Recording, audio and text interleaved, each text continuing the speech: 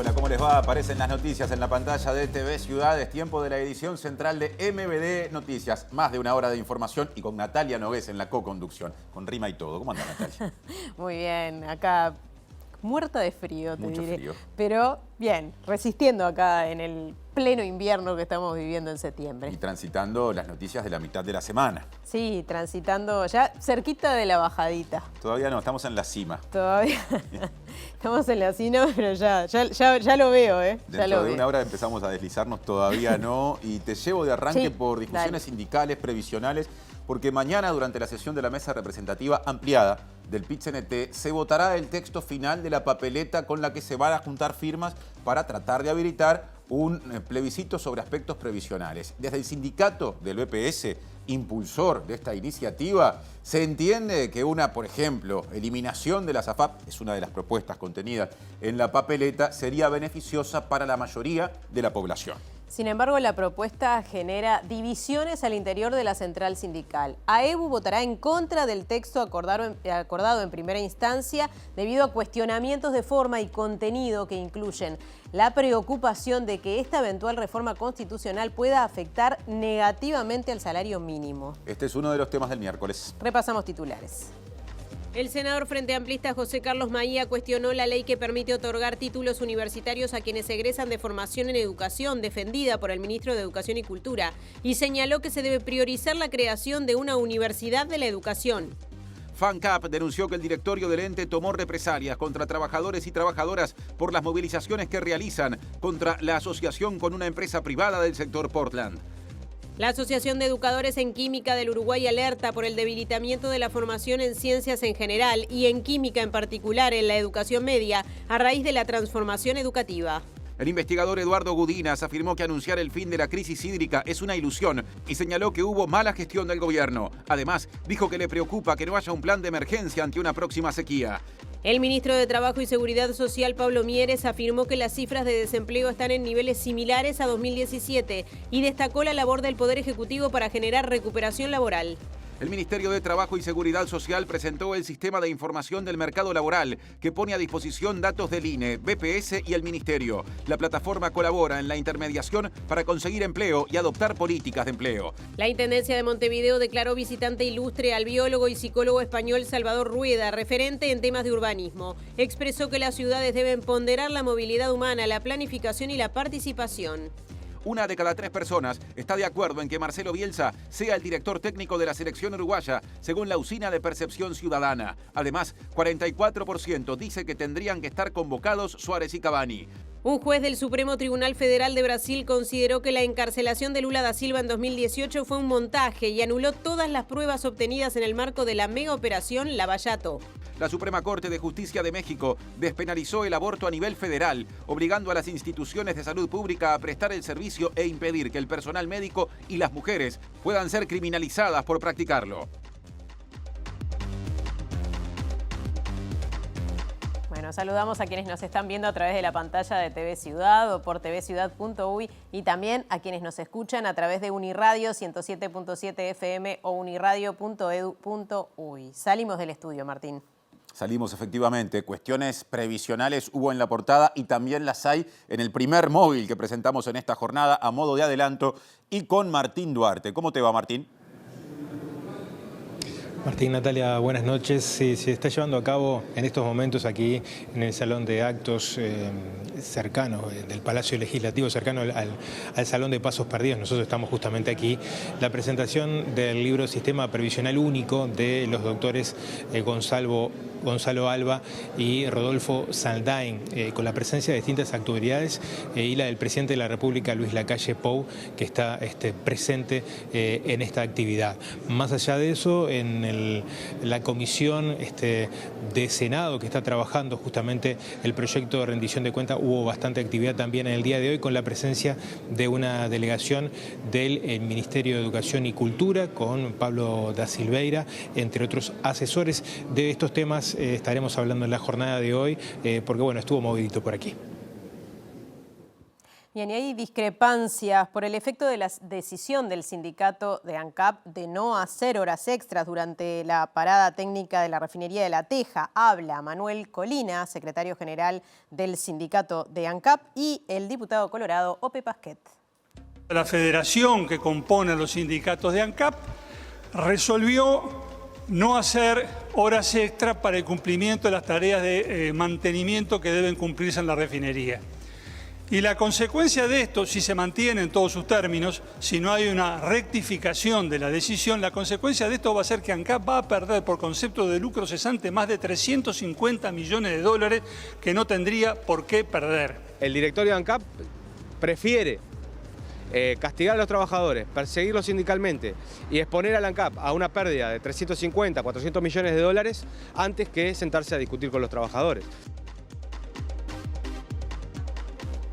Tema de portada, la mesa representativa ampliada del PIT-CNT mañana va a estudiar lo que por ahora es un acuerdo con respecto al texto de la papeleta con la que se va a juntar firmas para tratar de habilitar un plebiscito sobre aspectos previsionales. La propuesta, que surge principalmente de la Asociación de Trabajadores de la Seguridad Social, tiene grandes chances de aprobarse por amplias mayorías.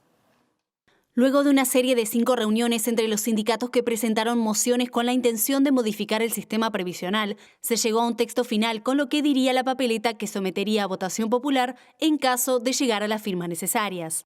El 10 de agosto, en una votación de la mesa representativa del PIT-CNT, 16 sindicatos de 44 presentes votaron a favor de llevar a cabo una consulta popular para modificar la Constitución.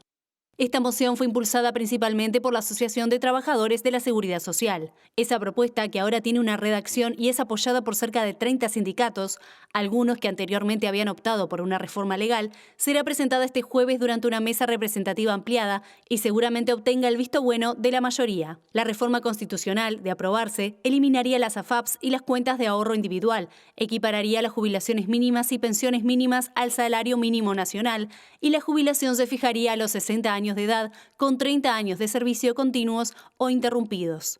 La propuesta que discutirá el PIT-CNT plantea que los capitales de las AFAPs se vuelquen mediante un fideicomiso al BPS. Y Natalie Barbé, dirigente del sindicato del BPS, defendió el texto de la papeleta acordado en el PIT-CNT por entender que la eliminación de las AFAP será beneficiosa para la mayoría de la población. Y también dijo Barbé que la reforma constitucional propuesta no pone en riesgo los ahorros acumulados hasta ahora. Esos capitales van a volver a lo más seguro, a la figura más segura que hay en este país, que es un fideicomiso público, que lo que hace es dar la tranquilidad de que esos capitales no se puedan tocar hasta que la persona se jubile, como para que tenga la tranquilidad de que al momento de jubilarse 100% por el BPS pueda tener una jubilación mucho más digna que la que se brinda actualmente con el sistema mixto. Las únicas personas que se pueden ver de alguna forma con pérdida al eliminar el régimen mixto son 27.000 trabajadores nada más en este país que cobran más de 235.000 pesos, que mientras existe este régimen mixto, estos 27 años, todo lo que cobran más de 235.000 pesos no lo vuelcan a la seguridad social, no hacen aportes para la seguridad social. Entonces, obviamente que nosotros, esto lo que impulsa es ir a una seguridad social solidaria, terminar con las cuentas individuales, que a lo que apunta justamente es el individualismo, y justamente que los que más ganen sean los que vuelquen más aportes a la seguridad social para poder dar una contención al otro casi 1.800.000 trabajadores que no tienen el privilegio o la ganancia de más de 235.000 pesos. La representante del sindicato del BPS en la mesa sindical coordinadora de entes también le respondió a quienes dicen que la reforma constitucional propuesta hará aumentar el déficit del sistema previsional. El déficit que se le marca al Banco de Previsión Social son 650 millones y eso es lo que se reparte, o sea, ese déficit lo genera justamente ese reparto de los aportes hacia los subsidios. 1.280 millones salen de ese reparto, se transfieren a las AFAP y dejan de entrar en esa bolsa de solidaridad, y eso es lo que genera el déficit. Cuando yo recupere 1.280, ya no voy a tener esa pérdida de 650, sino que hasta podríamos hablar de un superávit. Al comienzo, seguimos en tema, AEBU va a votar en contra del texto acordado hace cerca de una semana que mañana será sometido a la consideración de la mesa representativa ampliada del PIT-CNT. Los cuestionamientos por parte de AEBU son de forma y contenido e incluyen la preocupación de que esta eventual reforma constitucional pueda incidir en el salario mínimo.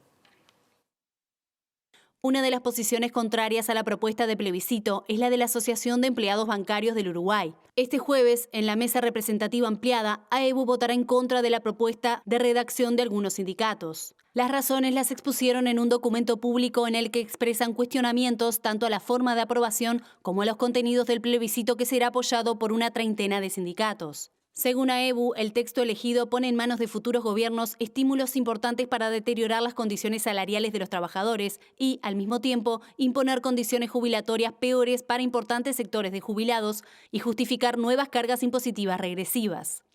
Integrantes de la directiva de AEBU, consultados por MBD Noticias, señalaron que acoplar prestaciones al salario mínimo nacional puede ser contraproducente, ya que cualquier modificación en esas prestaciones llevaría a aumentar la presión sobre los salarios y existe el riesgo de que a futuro se realicen modificaciones legales para frenar el aumento del salario mínimo nacional. Además, señalan que si bien en la redacción de la papeleta para el eventual plebiscito se incluye que las AFAP no podrán realizar juicios al Estado, nada impide que las personas que se sientan perjudicadas lo puedan hacer. Presenta Antel Conecta 5G con Uruguay para que vos te conectes con el futuro. Presentación del libro sobre seguridad social en el Parlamento y allí está nuestro compañero Martín Duarte que nos hizo un adelanto hace unos minutos. Adelante, Martín, con el desarrollo. Es que un mismo capital es un problema. Así es, Natalia, se está haciendo la presentación de este libro llamado Sistema Provisional Común de Rodolfo Saldain y Gonzalo Martínez Alba, que parte un poco de la ley número 20.130 del 2 de mayo del 2023. De alguna forma el libro lo presenta como un hito en el proceso de la seguridad social, ya que crea un sistema previsional común, en este caso al que convergen todas las entidades existentes. Vamos a compartir un poco del audio de lo que está pasando en estos momentos. Llegando al 11%. Este es el principal factor explicativo del aumento público nacional. La experiencia internacional indica que los procesos de reforma previsionales tienen complejidades técnicas, por un lado, y la otra complejidad es lograr acuerdos, porque son acuerdos de largo plazo. La comisión de expertos, la ley, la LUC, nombró una comisión de expertos que realizó un diagnóstico de la seguridad social como nunca antes se había hecho en el país, en un marco de un fuerte diálogo social, como nunca antes hubo en la historia del país. En base a ese diagnóstico se hizo recomendaciones que fueron los insumos que tomó la comisión redactora que nos tocó integrar para elaborar el anteproyecto de ley.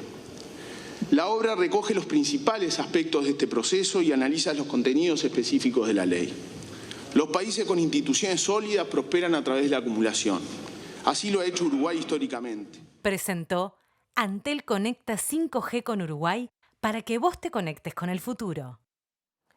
Les contamos ahora que el ministro de Trabajo y Seguridad Social, Pablo Mieres, afirmó que las cifras de desempleo están en los niveles similares a 2017. Además, también destacó la labor en general del Poder Ejecutivo para generar recuperación del salario. Todos los indicadores de empleo están en los niveles equivalentes al 2017 promedio. Alguno ha llegado incluso a los valores de 2016. Digo esta referencia de años porque el empleo venía bajando, venía con problemas crecientes desde el 2015 hasta el 2019 en una tendencia cada vez más deteriorada, gradualmente, pero más deteriorada, y luego tuvimos el pico de caída del 2020. En otro orden, Mieres dijo estar sorprendido por el contenido del plebiscito impulsado por el PIT-CNT para derogar la nueva Ley de Seguridad Social. Yo, la verdad, sigo muy sorprendido por el contenido de esta eventual campaña de firma. Lo primero que hay que decir es, vamos a esperar a ver cómo y cuándo arranca. Hoy vi unas declaraciones del sindicato bancario muy críticas con respecto al contenido. La verdad que el contenido es poco creíble.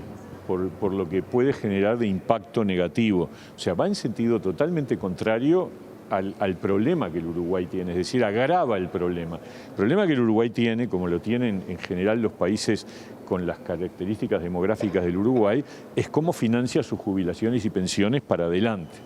Las normas que se pretenden incorporar además en la Constitución de la República, lo único que van a hacer es agravar el agujero. Otro asunto pero vinculado, porque el Ministerio de Trabajo presentó el sistema de información del mercado laboral que pone a disposición datos propios, o sea, del Ministerio, pero también del Instituto Nacional de Estadística y del BPS. El especialista en políticas de empleo de la OIT para el Cono Sur destacó el rol de la plataforma de intermediación para conseguir empleo. Este sistema es un insumo importante para la elaboración, el monitoreo de políticas públicas, la evaluación, pero también un insumo permanente para el diálogo social, para los actores sociales y, por supuesto, también para toda la ciudadanía. Tercero, estábamos hablando en estos días de un sistema de orientación laboral, de la reforma, la mejora que Uruguay está emprendiendo de su servicio público de empleo. Y para eso el CIMEL también es de alguna forma un organismo hermano o primo o no sé, un pariente cercano en todo caso, porque también brinda la información y pone a disposición toda esta información que será necesario para mejorar todos estos procesos de intermediación, para que las personas encuentren trabajo que esté de acuerdo a su calificación, para que las acciones de formación profesional estén bien dirigidas y bien evaluadas y que pueda ajustarse siempre la oferta de formación profesional también a las demandas cambiantes del mercado de trabajo. Cambiamos de tema. El ex delegado uruguayo de la Comisión Técnica Mixta de Salto Grande, Gabriel Rodríguez Fleitas, cuestionó a través de una carta pública la gestión del actual presidente de la delegación uruguaya, Carlos Albizu. También dijo que en los 15 años de gobierno del Frente Amplio solo hubo un ingreso por cuota política a Salto Grande. La misiva escrita por Rodríguez Fleitas es una respuesta a declaraciones de Carlos Albizu durante una entrevista con Radio Carve. En este marco, el ex jerarca afirmó que el único cargo que se completó por cuota política en su administración fue el de secretario general de la delegación uruguaya, en línea con lo establecido por el reglamento aprobado por los gobiernos uruguayos de la década de 1960. Además, puntualiza que entre 2007 y 2019 se efectuaron 260 concursos, de los cuales 128 fueron cubiertos por uruguayos, con solamente 7 designaciones directas y una sola de carácter político. En otro orden, señaló que en la administración Albizu la plantilla uruguaya aumentó de 236 a 261 funcionarios y que de los nuevos ingresos al menos 34 fueron por designación directa, todos con reconocida militancia político-partidaria. En ese sentido, estimó que Uruguay debe financiar entre 70 y 80 millones de pesos para pagar el salario de estas personas. Según dijo, el gasto para personal aumentó con la gestión Albizu un 15% por encima de la inflación. A esto sumó los casos de retiros anticipados como el de Carlos Yelpi, un asesor que nadie sabe en dónde trabaja, y del delegado Daniel Arcieri, designado por el gobierno de la calle Pou, donde se modificó el reglamento para que acceda a un puesto de asesor o retiro anticipado, y también el caso de Nicolás Albertoni, actual vicecanciller de la República, que fue designado directamente como secretario general y tiene el cargo en reserva.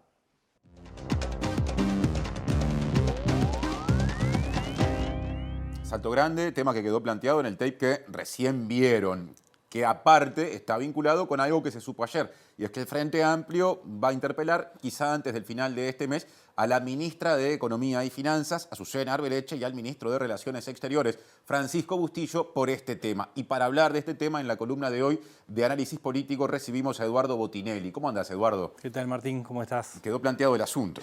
Bueno, sí, es un tema más que se pone, primero, a ver, desde la prensa, ¿no? Aparece una noticia de prensa que termina desatando un hecho político que es tomado por la oposición y que de alguna forma pone a la defensiva al gobierno. Es un tema más que se pone en esta línea, que además involucra a una persona que es cercana a la calle Pou, cercana a Álvaro Delgado, que es el doctor Albizu, integrante de la lista 404 de ahí de Fresco, candidato a intendente por el Partido Nacional en Salto. Que lideró una recuperación electoral del Partido Nacional en Salto después de muchos años relegado con respecto al Partido Colorado y al Frente Amplio, saliendo segundo en las últimas departamentales. Sí, sin dudas. Entonces, no solamente por ese resultado, digamos, sino que también el resultado es parte de quienes lo apoyaron durante ese proceso.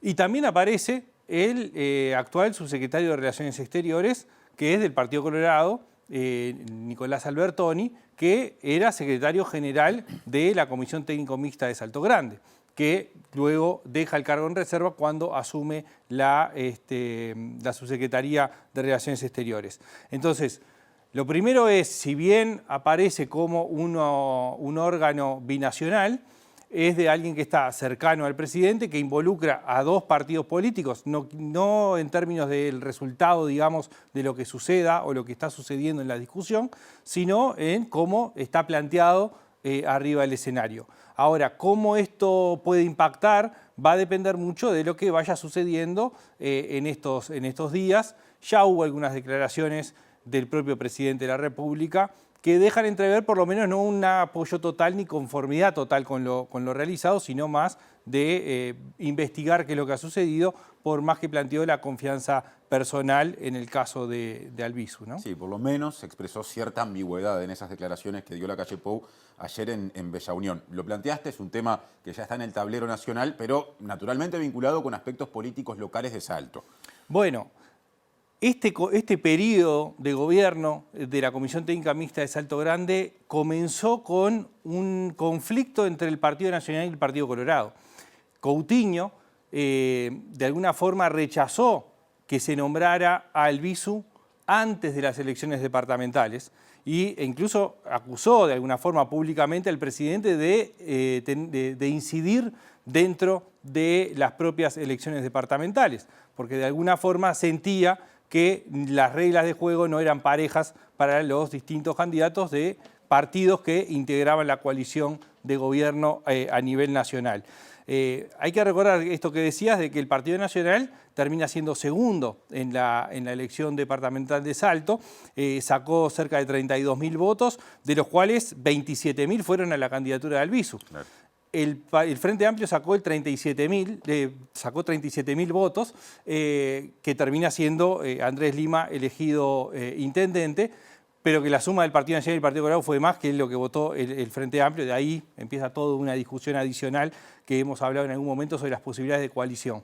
Pero más allá de eso, es claro que el episodio está afectando a quien sacó más votos como partido, pero también como candidatura de los que integran la coalición. Entonces está afectando a quien de alguna forma podía ser el candidato más probable, digamos, de la coalición en una eventual candidatura departamental, en el caso que consideremos que pudieran competir como coalición. Entonces, de alguna forma esto tiene que estar arriba del tablero también, incluso en la toma de decisiones. Primero, ¿cómo se evalúa lo realizado? Es decir, efectivamente, por parte del presidente, ¿hubo excesos o no hubo excesos? Que fue algo que dejó, digamos, dentro de sus declaraciones. Si hubo algún exceso en las nominaciones y cuán grave o no se considera lo que se haya llevado adelante. Después está el tema personal, que de alguna forma él lo manifiesta también, es decir, bueno, es una persona de confianza que conozco hace años, que también es un recurso muy utilizado por el presidente, ahora, pero también en las campañas electorales previas, es decir, no es algo novedoso. Y lo último tiene que ver con una decisión que puede afectar lo político-electoral. Es decir, bueno, ¿cuánto pesa eso en una eventual decisión? Y si esa decisión pasa por una jerarquía de la Comisión Técnica Mixta de Salto Grande o por algún cargo menor, digamos, o de menor jerarquía dentro de esa estructura. Sumo un par de elementos a todo lo que has preparado. El primero, ayer la interpelación se habilitó con votos del Frente Amplio y de Cabildo Abierto. Es decir, que el Partido Nacional y el Partido Colorado preferían un llamado en régimen de comisión general, quedaron en minoría, algo que ha pasado pocas veces durante este periodo y por ende cada vez que pasa es noticia. También ahí hay que poner arriba de la mesa el juego que hace Cabildo Abierto, que tiene una mirada crítica con respecto a esto que ya vas a abordar. Y un segundo elemento, quien será el interpelante, el diputado frente amplista Nicolás Viera, del MPP del departamento de Colonia, También puso en la discusión a Coutinho, haciéndolo responsable porque dijo que a la comisión técnico mixta ha entrado gente de Aire Fresco, sector lista 404 de Salto, sector del presidente Lacalle Pou y de Albizu, pero también de Vamos Alto, que es el sector de Coutinho.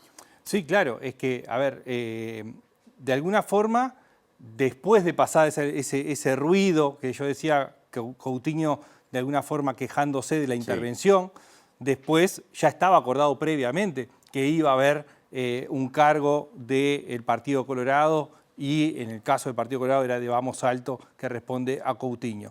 Y las primeras declaraciones de Coutinho no son de condena a lo realizado, sino más bien de posicionar el tema en dos aspectos. El primero, en la importancia de Salto Grande, de la represa y de la gestión, y por otro, también puso cómo eso había afectado a Salto a lo largo de los años.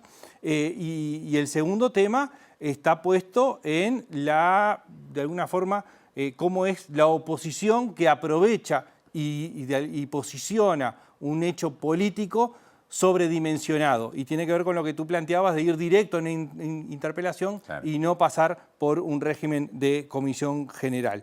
Pero lo que marcabas, el Partido Colorado aparece por el lado de Nicolás Albertoni, por el lado de Coutinho, involucrado, o sea, está dentro de la Comisión Técnica Mixta, y por otro lado aparece dentro del Partido Nacional unas declaraciones previas a todo este evento de Botana, críticas hacia la gestión realizada por Albizu, es decir, se mete también un tema interno del Partido Nacional y Cabildo Abierto con una posición claramente crítica, por lo menos inicialmente, solicitando incluso auditorías más profundas. Ya tenemos que ir cerrando una línea bien breve con respecto a qué se puede esperar de esto para lo que falta, la doble interpelación. Bueno, lo primero es ver qué sucede en estas semanas, es decir, esto que decía, cómo se termina evaluando la gestión que se realizó, si hubo efectivamente excesos o no, si se toman medidas, ya decía, en alguno de los niveles jerárquicos de la CTM, y bueno, que implica hacia adelante. Claramente lo que va a generar hay posiciones distintas, no es cómoda para la coalición, y claramente el Frente Amplio lo que busca es algún hecho político, alguna consecuencia política, y por eso también va directo a esto, sin llegar a una censura, por lo menos es lo que se espera, pero sí generando un hecho político y que haya acciones al respecto. Gracias, Eduardo. Gracias a ti. Seguimos haciendo MBD Noticias en TV Ciudad. Sí, les contamos que el investigador Eduardo Gudinas dijo que el anuncio del final de la crisis hídrica fue una ilusión y se mostró preocupado por entender que no hay un plan de emergencia ante una próxima sequía. Cuestionó la gestión del gobierno ante la escasez de lluvias en los últimos años y señaló responsabilidades de los ministerios de Salud Pública, de Ambiente y también de la OCE y la UCEA. La crisis en ese sentido no acabó. Que se haya dicho de esa manera confirma una vez más que buena parte de los decisores políticos y político-partidarios siguen sin comprender la temática ambiental. Quedan claro, primero, que hay una corresponsabilidad de varios gobiernos de obras que no se hicieron, emergencias y gravedades inminentes que no se supieron sopesar y sobre ello, en la presente administración, una muy mala gestión de la sequía. Se tardó entre 6 y 7 meses en tomar las primeras medidas sobre el agua potable. Se hizo un invento que va a ser de referencia mundial y ya nos causa un poco de vergüenza afuera, que es la fantasía esta del agua bebible. Para Gudinas, construir la planta en Arasati no es solución, ya que es agua más salobre y más riesgosa, porque el Río de la Plata tiene problemas serios de contaminación y de cianobacterias. Sin embargo, aseguró que en la actual crisis fallaron los organismos encargados del control del agua, como la URCEA. Era la primera que tenía que advertirnos, el agua no es potable, y no lo hizo. Y una muy cuestionable gestión del Ministerio de Salud Pública en haber multiplicado por 2 o por 3 los niveles tolerables de cloruros y de sodio en el agua, violando la propia normativa nacional y los estándares internacionales. Otro problema que refleja la incomprensión de las autoridades en lidiar con esto, y que me impacta, es que no hay ninguna discusión en OCE o en el Ministerio del Ambiente de diseñar un plan para la próxima emergencia. Comenzamos el bloque yendo rápidamente al Parlamento, donde está nuestro compañero Martín Duarte. Seguridad social y otros temas, Martín. Así es, porque acaba de culminar esta presentación del libro, como adelantábamos hace un ratito. Le agradecemos unos minutos a la senadora Graciela Bianchi. A propósito de esta presentación, ¿qué primera mirada, de qué balance a propósito de la reforma de la seguridad social y esta presentación de este trabajo? Yo tengo una opinión muy favorable de todo este proceso, porque participamos, se participó en el equipo técnico, confío en los técnicos de todos los partidos políticos, que en realidad eso fue una creación de la LUC, y después se negoció mucho, se cambió mucho el proyecto, desde el anteproyecto que presentó el presidente, incluso al Frente Amplio, pero bueno, fue resultado de una negociación y creo que es una buena ecuación entre el sistema de solidaridad y el sistema de ahorro, y privado, ¿no? Y ahorro personal. Y este libro es, como lo definió uno de los nada menos que de los autores, es un verdadero tratado y entonces consolida el conocimiento. Yo creo que va a ser muy útil para la ciudadanía porque está, por lo que tengo entendido, hecho en un lenguaje muy fácil de entender. Conozco muy bien a Salday y así mucha gente se va a poder sacar muchas dudas. Han pasado muchos temas, incluso hoy en comisión, a propósito de rendición de cuentas, pero otros temas que marcan la agenda política. Quisiera consultarle porque acaba de confirmarse también la interpelación en diputados para el próximo 3 de octubre, el planteo del Frente Amplio, que no fue acompañado ni por el Partido Nacional ni por el Partido Colorado, a propósito de las denuncias que hace el Frente Amplio en torno a irregularidades en la gestión de Salto Grande. ¿Qué mirada tiene sobre el tema? Yo tengo la misma mirada del presidente. Primero porque coincido con el presidente, como casi siempre, y además porque él tiene una actitud expectante y crítica. Él no actúa al golpe del balde, como decimos vulgarmente, como cualquiera podría reaccionar, porque hay situaciones que son complicadas.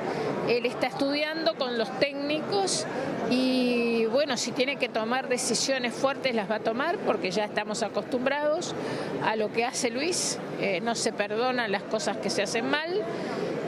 Lo que sí tenemos... Él respaldó por un lado al Visu, pero por otro lado dijo que podría haber clientelismo o dejó abierta la puerta. Vamos a ser claros, él tiene una manera de ser que es muy valorable, que es confiar en las personas, que a veces es cuestionado, porque él, hasta que no le demuestre lo contrario, confía en las personas.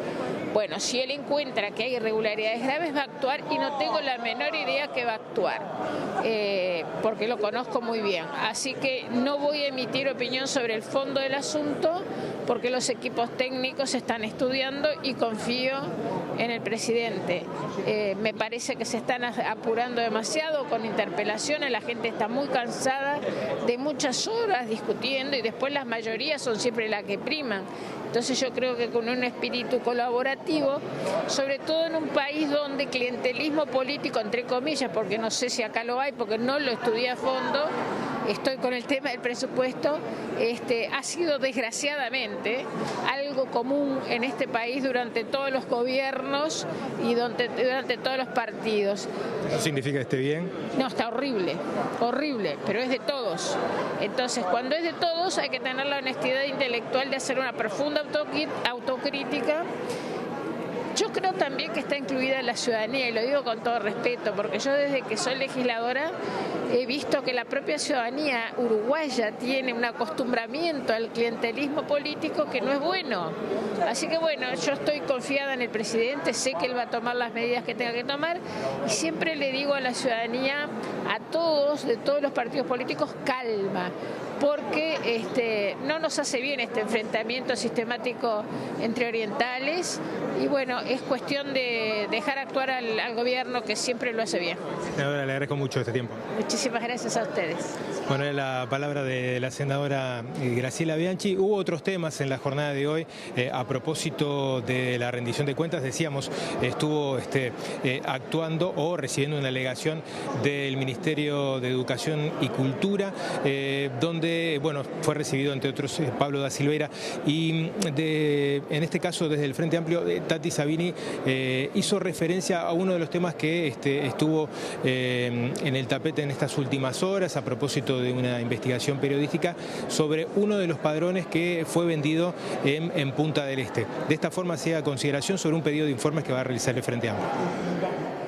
En una versión, digamos, preliminar, el ministro señaló que para no generar un juicio a futuro se había optado por quitarle la calidad de valor patrimonial a este padrón, ¿sí?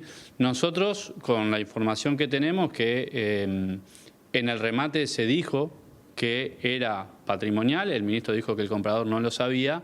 Con esa información, en el día de hoy, presentamos un pedido de informe porque queremos efectivamente la documentación justamente para analizar todo el procedimiento y si efectivamente hubo, como se está señalando por parte de un periodista, un beneficio para un privado de parte del ministro. La declaración patrimonial, digamos, contra lo que uno podría pensar inicialmente, lo que hace es reducir el valor de un bien. En este caso, si la eliminación de esa declaración patrimonial se hubiera dado antes del remate, evidentemente ANCAP hubiera recibido en lugar de 2 millones, otro monto, no sabemos cuál es. ¿Se podrían haber presentado más oferentes? Bueno, eso también es parte de esta discusión en donde evidentemente quien lo compró por ese precio como patrimonial hubiera pagado más si no fuera patrimonial, lo mismo con aquellos que directamente no ofertaron porque el terreno era patrimonial. O sea, en realidad el argumento del Ministerio que dice que esto es para ahorrarse un juicio, bueno, nosotros no sabemos si va a haber otras personas que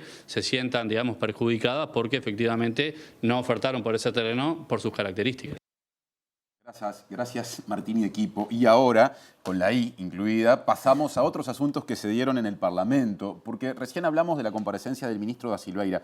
Otro senador del Frente Amplio, hablamos de José Carlos Maía, defendió el criterio que tiene la oposición con respecto a los títulos universitarios en el sector educativo y cuestionó a la ley que permite que se le otorguen títulos universitarios a quienes egresan de formación en educación, ley que fue defendida por da Silveira. Y bueno, tras escuchar al ministro en comisión, Maía señaló que se debe priorizar la creación de una universidad de la educación. No vas a ser mágicamente jamás licenciado o universitario en pedagogía después de haber egresado del IPA, un magisterio, por 3 o 4 pruebas de calificación. Y nos llamó mucho la atención también que el ministro especuló que haría el Frente Amplio en un futuro gobierno con estas normas que se aprobaron en el Uruguay y que tienen ratificación en la LUC. Primero me llamó la atención que el ministro se adhiera válido, algo que las encuestas parecen señalar que es un eventual triunfo del Frente Amplio. Segundo, nosotros como Frente Amplio estamos elaborando un programa de gobierno y que va a incluir sin duda una actitud de ir hacia una universidad de la educación que sea con acuerdos. Ya el Frente promovió la UTEC, logró acuerdos extrapartidarios y hoy tenemos la segunda universidad pública del Uruguay. Maía anunció que el Frente Amplio pretende que las reasignaciones presupuestarias de la rendición de cuentas contemplen la situación de los teatros independientes. La situación del Galpón nos preocupa muchísimo, es una institución emblemática del Uruguay. Si yo me llevo por lo que dijo el ministro, estarían sobrados de plata. Yo no creo que esa sea la realidad. Llama la atención cuando hay determinados estímulos para, digamos, canales privados. Nosotros vamos a defender que en las reasignaciones podamos darle una señal muy importante a los teatros independientes del interior y, por supuesto, a los de Montevideo. Bueno, y también a la Comisión de Educación y Cultura de Diputados fue una delegación de estudiantes del Liceo Miranda. Sí, reclaman equipos multidisciplinarios, reformas o mejoras a nivel edilicio y sobre todo un ámbito de diálogo con las autoridades de secundaria. Sin dudas esto es importantísimo en relación a lo que nosotros venimos pidiendo mayormente, que es diálogo, ¿verdad? Es una instancia más en la que esperamos que, bueno, las soluciones se consigan por esta vía. llegamos a tomar esta decisión de venir a la comisión porque ya hemos mandado más de 10 cartas a la Dirección General y ninguna ha sido respondida. Entonces, bueno, esperamos que por esta vía se logren conseguir respuestas. Es un pedido bastante universal el de equipos multidisciplinarios, ¿no? Teniendo en cuenta cuáles son los datos y las cifras de suicidio en nuestro país, más que nada en jóvenes, es fundamental contar con ellos. Bueno, hablamos de la selección uruguaya, conferencia de prensa de los jugadores convocados y allí está nuestro compañero Juan Pablo Rodríguez en el estadio. Y los mejores consejos a todos. Natalia Martín, buenas noches. Y bueno, en este la momento mano fue Federico en un Valverde y Emanuel Ugarte están hablando para la prensa acerca de lo que va a ser el próximo encuentro frente a la selección de Chile. Integrarán el mediocampo junto a Nicolás de la Cruz, o al menos es el último equipo que paró Bielsa esta mañana. Escuchamos a Valverde. Creo que bueno, con el tiempo ya me curaré. Chile, bueno, buen equipo, buenos jugadores, sobre todo, bueno, yo siempre he admirado a Vidal. Me parece uno de los mejores jugadores durante todos estos años de Sudamérica y también del mundo. Siempre he intentado intentar verlo por la tele y aprender muchas cosas de él, llegar al área. Es un volante que juega casi en mi misma posición y siempre he intentado sacarle lo mejor cuando lo miraba por televisión. Va a ser un partido duro, difícil, pero creo que tenemos un buen equipo también con muchas armas y hay que aprovecharlas. Bueno, ¿alguna más? ¿No? Bueno, estamos en vivo, ¿verdad? Para 13-0. Manuel, una pregunta simple. ¿Qué tan complejo es entender la idea de Bielsa cuando de repente todo el proceso previo se ha hecho a través de charlas por Zoom y no con prácticas? Bueno, es importante también saber lo que es Marcelo como técnico, lo que fue también la ideología, lo que piensa él. Y bueno, en el Zoom lo hablamos mucho, lo analizamos mediante videos y creo que entender lo que él quiere, la forma, cómo jugar, eso siempre te da una facilidad para después dentro del campo jugar bien. Y bueno, creo que eso fue muy importante porque aceleró muchos procesos. Porque en las eliminatorias, cuando vienen los futbolistas a la selección, tienen poco tiempo para trabajar y bueno, siempre adelantarlo mediante la tecnología es importante. Pero me parece que el hecho de entender la idea de juego, eso te hace mejorar mucho y obviamente aplicarte a lo que él quiera. Así que bueno, es importante que entendamos lo que quiera Marcelo. ¿Cómo está, muchachos? Gusto saludarlos. David Villarzunda de ENI Futuro para Chile. Tú hablabas recién, Fede, de Vidal y también de lo que significa Chile. ¿Cómo te imaginas el partido? Y me gustaría, si puedes, profundizar ambos respecto al encuentro, fundamentalmente la parte futbolística, de lo que visualizan, más tomando en consideración que está Bielsa, que estuvo en Chile también y que hoy día lo dirige usted. Gracias. Buenas noches. Por medio de videos, por medio de charlas con Bielsa sobre Chile, hemos intentado aprender lo máximo posible en poco tiempo.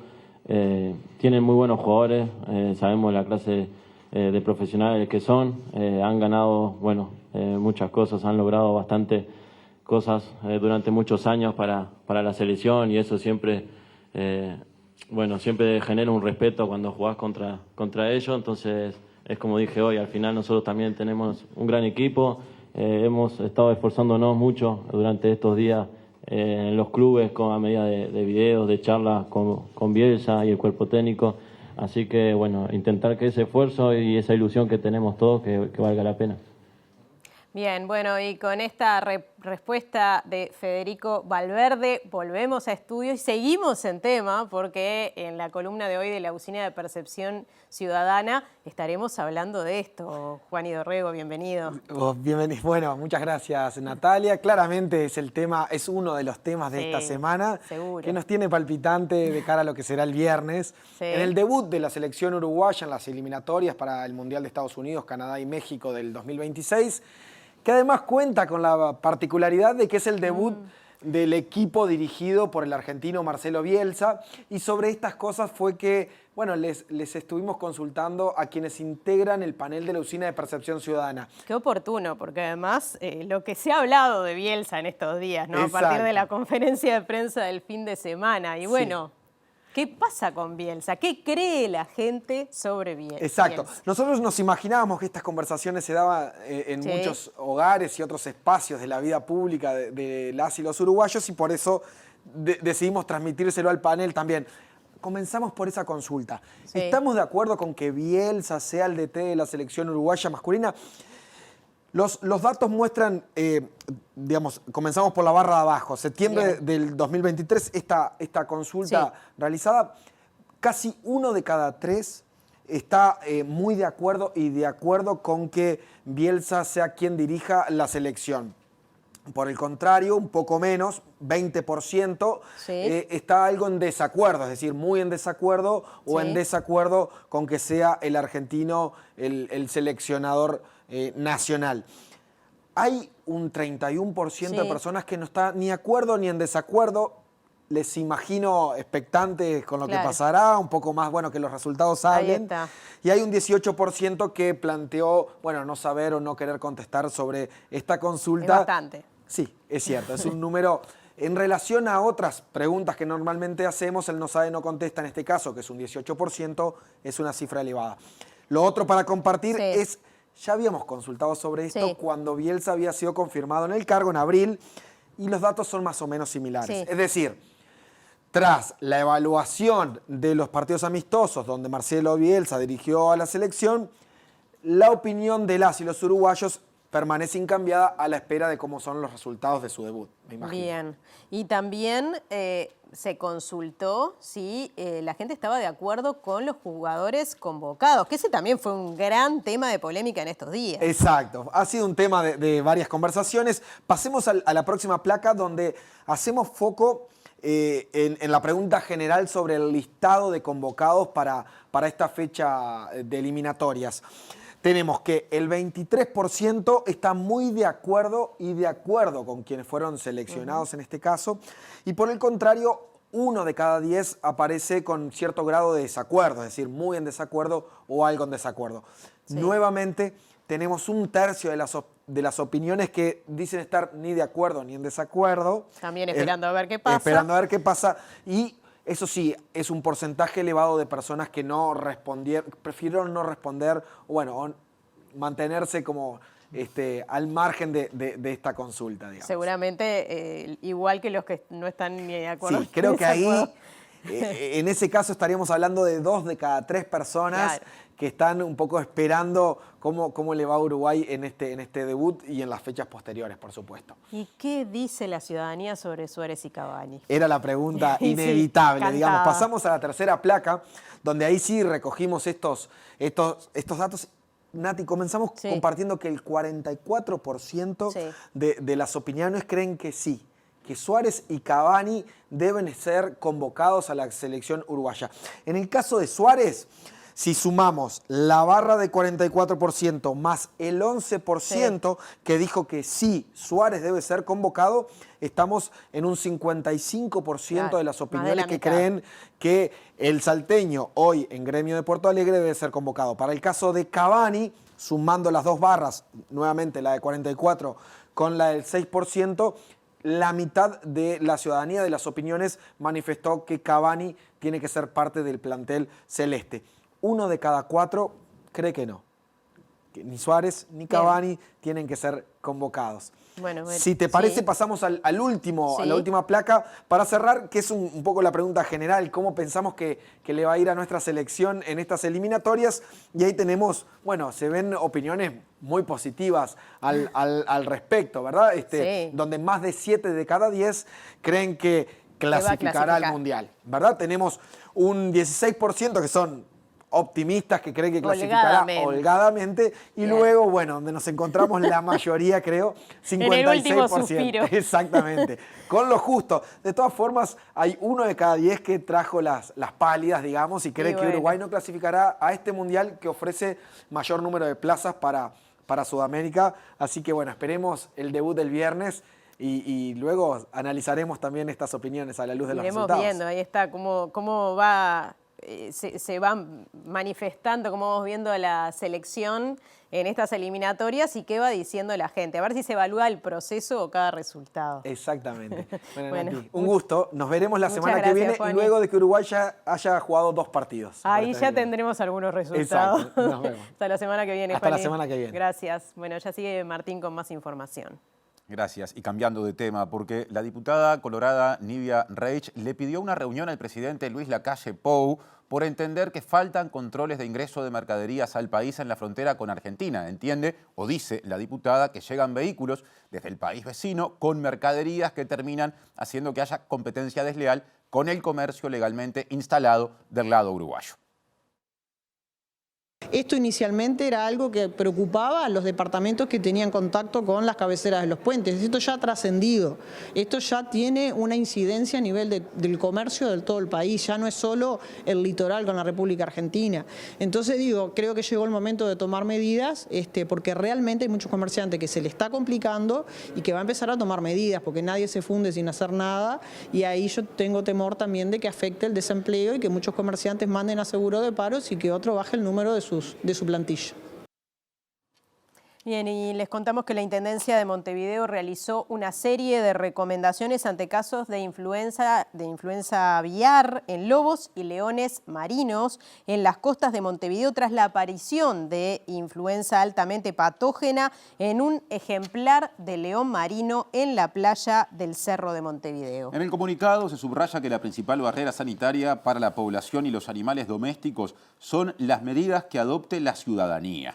Por esta razón, se recomienda no acercarse a los animales vivos o muertos que se encuentren en la costa. Evitar concurrir con mascotas a las playas donde se encuentren animales, estén vivos o muertos. Mantener una distancia no menor a 10 metros. Ante la presencia de un animal vivo o enfermo, se solicita no molestarlo ni intentar devolverlo al mar o llevarlo a un centro de rehabilitación. Tomar las mismas precauciones ante la presencia de aves muertas o enfermas en la costa. Además, se le recuerda a la ciudadanía que se puede comunicar a la central de radio del Servicio de Convivencia al 1950-5000 para que el personal especializado concurra al lugar e implemente el protocolo correspondiente en coordinación con la Dirección Nacional de Recursos Acuáticos. Presenta Mercado Agrícola de Montevideo, en el corazón de un barrio donde late la ciudad. Mercado de Historias. Mercado de Historia.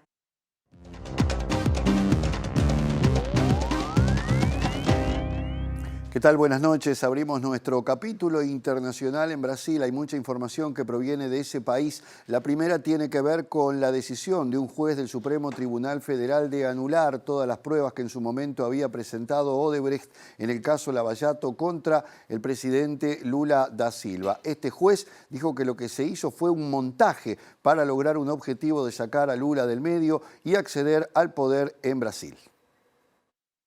El juez del Supremo Tribunal Federal de Brasil, José Antonio Dias Toffoli, consideró que la encarcelación de Lula da Silva en 2018 fue un montaje y uno de los mayores errores judiciales en la historia del país, tras anular este miércoles todas las pruebas obtenidas a partir del acuerdo de colaboración con la empresa Odebrecht en el marco de la operación Lava Jato por estar al margen de la ley. La decisión del magistrado corresponde a un pedido de la defensa de Lula que pasó 580 días en prisión tras ser condenado por corrupción y lavado de dinero, en parte por las pruebas presentadas por Odebrecht que afectaron a varios políticos y empresarios de renombre, y aseveró que los agentes públicos se valieron de una verdadera tortura psicológica para obtener pruebas contra inocentes. En realidad fue mucho peor, fue un montaje resultante de un proyecto de poder por parte de ciertos agentes públicos en su objetivo de conquistar el Estado por medios aparentemente legales, pero con métodos y acciones contrarias a la ley, escribió Toffoli en su decisión. El acuerdo entre la Fiscalía y Odebrecht fue firmado en diciembre de 2016 y ratificado en mayo de 2017 en el ámbito de la Operación Lava Jato por el entonces juez Sergio Moro, quien encabezó la operación, y la empresa se comprometió en ese entonces a revelar conductas ilícitas y a cesar esas prácticas. El magistrado señaló que los brasileños vieron, apoyaron y conocen la verdad, afirmando que pese a la invalidación de las pruebas, corresponde a los jueces responsables definir el destino de los procesos abiertos con base al acuerdo con Odebrecht. Ayer hablábamos del desastre que ha provocado el ciclón extratropical en Río Grande do Sul particularmente, aunque también en Santa Catarina, pero la mayor cantidad de víctimas por ahora se está dando en Río Grande do Sul, muy cerca de Porto Alegre, hacia el noroeste, en una población que ya lleva 36 muertos, cifra que podría aumentar porque todavía hay muchos desaparecidos, miles de evacuados, y bueno, allí se ha decidido que haya ayudas federales por parte del gobierno, que por otra parte se apresta a celebrar mañana el Día de su Independencia. Alrededor de 60 municipios de Río Grande do Sul han sufrido daños como consecuencia de las fuertes rachas de viento y el gran volumen de precipitaciones que ha aislado comunidades enteras como consecuencia de inundaciones y crecidas de los ríos. El municipio de Musún, al noroeste de Porto Alegre, resultó el más afectado y el gobernador estadual, Eduardo Leite, afirmó que se trata del peor balance de víctimas en un fenómeno climático en ese estado, mientras que otra víctima mortal se reportó en Santa Catarina. Musum, un municipio de 5.000 habitantes, está casi totalmente inundado después de que el temporal hiciera subir 20 metros el nivel del río Tacuara y las autoridades calculan que incluso pueda subir hasta los 24 metros. Este es el cuarto ciclón extratropical que golpea Río Grande do Sul desde junio pasado, cuando otro fenómeno similar provocó la muerte de 16 personas y unos 15.000 evacuados, al tiempo que el presidente brasileño Lula da Silva expresó este martes su solidaridad con las familias afectadas y comprometió ayudas federales para hacer frente a la tragedia y superar este momento.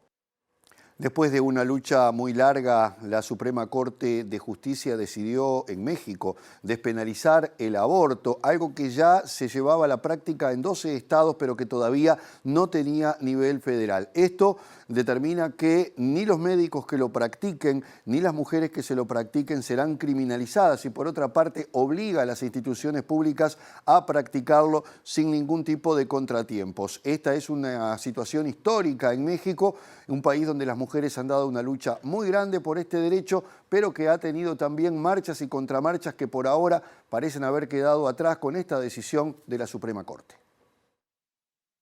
En sus redes sociales, la Suprema Corte publicó que la primera sala resolvió que es inconstitucional el sistema jurídico que penaliza el aborto en el Código Penal Federal, ya que viola los derechos humanos de las mujeres y personas con capacidad de gestar. El aborto ya había sido despenalizado en 12 estados de México y la sentencia más reciente se conoció hace días, al tiempo que la Corte Suprema dictaminó por primera vez que era inconstitucional penalizar el aborto en 2021. El Grupo de Información de Reproducción Elegida afirmó en un comunicado que el tribunal decidió que la parte del Código Penal Federal que criminalizaba el aborto ya no tiene ningún efecto y que ninguna mujer o persona embarazada ni ningún trabajador de la salud podrá ser castigado por abortar, resolución judicial que implica que el Servicio Público Federal de Salud y cualquier institución federal deben ofrecer el aborto a cualquiera que lo solicite. De esta forma, las autoridades administrativas deberán acatar el fallo a nivel federal, una sentencia que tendrá efectos retroactivos en beneficio de las personas procesadas o sentenciadas por este delito, luego que el Supremo Tribunal invalidara en septiembre del 2021 la regulación de la objeción de conciencia que se incluye en la Ley General de Salud, la cual se usaba de pretexto para limitar la interrupción legal del embarazo. Presentó Mercado Agrícola de Montevideo, en el corazón de un barrio donde late la ciudad. Mercado de Historias. Mercado de Historia. Ahora otra vez agenda local. El secretario general del sindicato de ANCAP, Manuel Colina, denunció que el directorio del ente tomó represalias contra el personal que se movilizó para manifestarse en contra del proceso de asociación con una empresa privada del sector Portland de la empresa pública. Según el dirigente, se aplicaron unilateralmente 3 medidas que violaron derechos adquiridos. Efectivizar el horario del paro de unidades, de la parada técnica de unidades de 7 a 15 en 8 horas, lo efectiviza ANCAP. El no pasaje de los compañeros de refinería a tareas de mantenimiento y la quita de compensaciones que son parte del salario de los compañeros, derechos adquiridos que ANCAP está anunciando que va a dejar de pagar. Esto configura no solamente una ilegalidad, sino también una una nueva persecución sindical, y esto es represalia directa a las medidas que se están llevando por el conflicto. El directorio de ANCAP tampoco accede a ningún tipo de propuesta de discusión con los trabajadores que pueda viabilizar la salida del conflicto. Hace semanas nosotros hicimos llegar a los más altos niveles la propuesta de poder transitar un espacio de negociación, dilatar la apertura de los sobres de la licitación internacional para la entrega del Portland, y no hemos tenido respuesta. Por lo tanto, el directorio de ANCAP prefiere castigar a los trabajadores, perseguirlos sindicalmente y exponer a la ANCAP a una pérdida de 350, 400 millones de dólares antes que sentarse a discutir con los trabajadores. Y el diputado del Partido Colorado, Pepe Pasquet, dijo que la Federación ANCAP, a la Federación le falta sensatez porque con la medida sindical propuesta harán perder al país más de 300 millones de dólares. Y aseguró que son pérdidas que no tienen precedentes. La Federación ANCAP ha resuelto que se trabaje a razón de 8 horas diarias de lunes a viernes, sin horas extras. El directorio de ANCAP estima que en estas condiciones los trabajos se van a prolongar durante 500 días, 5 veces más que en condiciones normales de realización de este tipo de tareas. Bueno, haciendo las cuentas, resulta que la pérdida va a ser de 440 millones de dólares por lucro cesante. De esos 440 millones de dólares tenemos que restar los 88 millones que se perderían en todo caso porque por lo menos 100 días hay que parar. Pero la diferencia entre esos 88 millones y la suma global anterior es de 352 millones de dólares que se van a perder simplemente porque la Federación ANCAP resolvió no realizar horas extras. Es decir que ANCAP y el país van a sufrir una pérdida realmente extraordinaria y esto es de inusitada gravedad. Nunca había pasado antes, nunca se había quebrado el principio de que el mantenimiento se hace en régimen de horas extras para disminuir el tiempo de las tareas, para disminuir el lucro cesante que experimenta ANCAP. Ahora agenda de Montevideo, porque de visita justamente en la capital del país, el biólogo y psicólogo español Salvador Rueda dijo que las ciudades actuales deben ponderar la movilidad humana, así como la planificación y la participación. Invitado por la Universidad de la República, reflexionó sobre los desafíos de las ciudades ante el cambio climático. El cambio climático, que es uno de los grandes problemas que tenemos hoy encima de la mesa, requiere de una reducción drástica del consumo de energía y de emisiones de gases de efecto invernadero. Y desgraciadamente, pues la movilidad en carro es la principal causante generadora de esas emisiones y de ese consumo. Hay que actuar, convencer a partir de la propia acción y de la propia transformación. Lo que yo entiendo que hay que hacer primero es planificar de manera integral la ciudad en estos términos y en segundo empezar a actuar con procesos de participación que permitan abrir la mente. Sobre la basura que se genera en las ciudades, Ruedas dijo que es fundamental reciclar y darle nuevo valor. Lo que se trata es de cambiar el chip y convertir esos objetos ya o esos elementos, digamos, ya utilizados en algo que sea un recurso.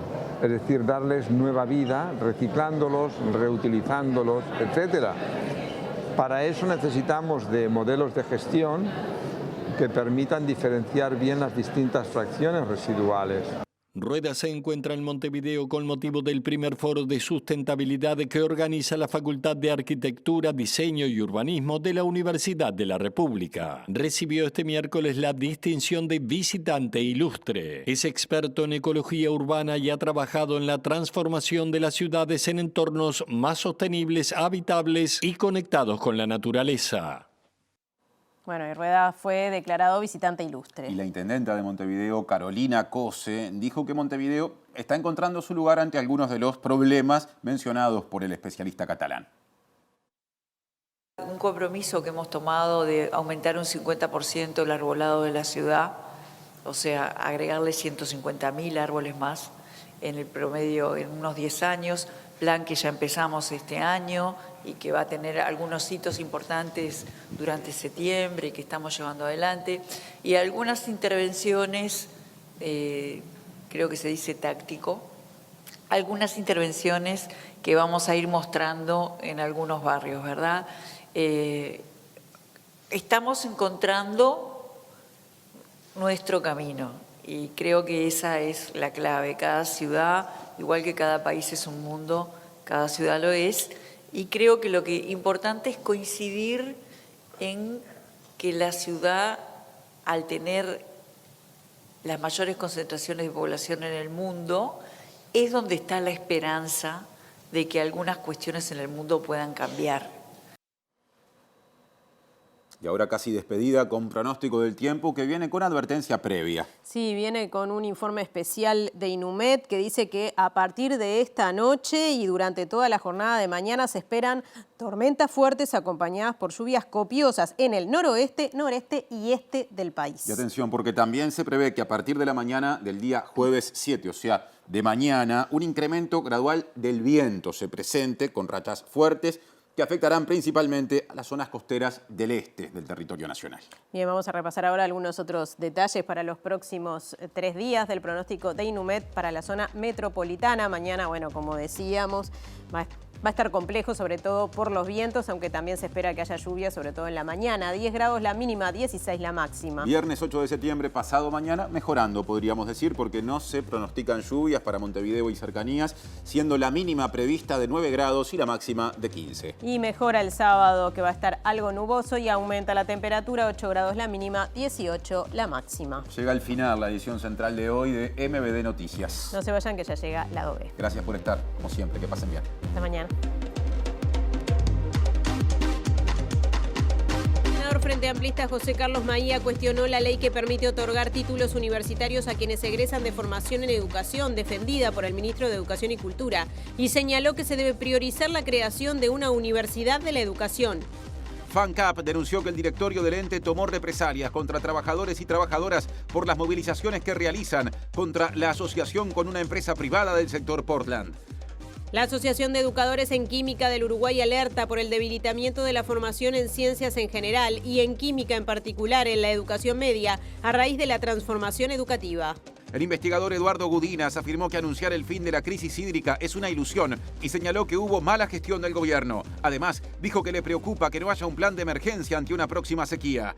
El ministro de Trabajo y Seguridad Social, Pablo Mieres, afirmó que las cifras de desempleo están en niveles similares a 2017 y destacó la labor del Poder Ejecutivo para generar recuperación laboral. El Ministerio de Trabajo y Seguridad Social presentó el Sistema de Información del Mercado Laboral, que pone a disposición datos del INE, BPS y el Ministerio. La plataforma colabora en la intermediación para conseguir empleo y adoptar políticas de empleo. La Intendencia de Montevideo declaró visitante ilustre al biólogo y psicólogo español Salvador Rueda, referente en temas de urbanismo. Expresó que las ciudades deben ponderar la movilidad humana, la planificación y la participación. 1 de cada 3 personas está de acuerdo en que Marcelo Bielsa sea el director técnico de la selección uruguaya, según la Usina de Percepción Ciudadana. Además, 44% dice que tendrían que estar convocados Suárez y Cavani. Un juez del Supremo Tribunal Federal de Brasil consideró que la encarcelación de Lula da Silva en 2018 fue un montaje y anuló todas las pruebas obtenidas en el marco de la mega operación Lava Jato. La Suprema Corte de Justicia de México despenalizó el aborto a nivel federal, obligando a las instituciones de salud pública a prestar el servicio e impedir que el personal médico y las mujeres puedan ser criminalizadas por practicarlo.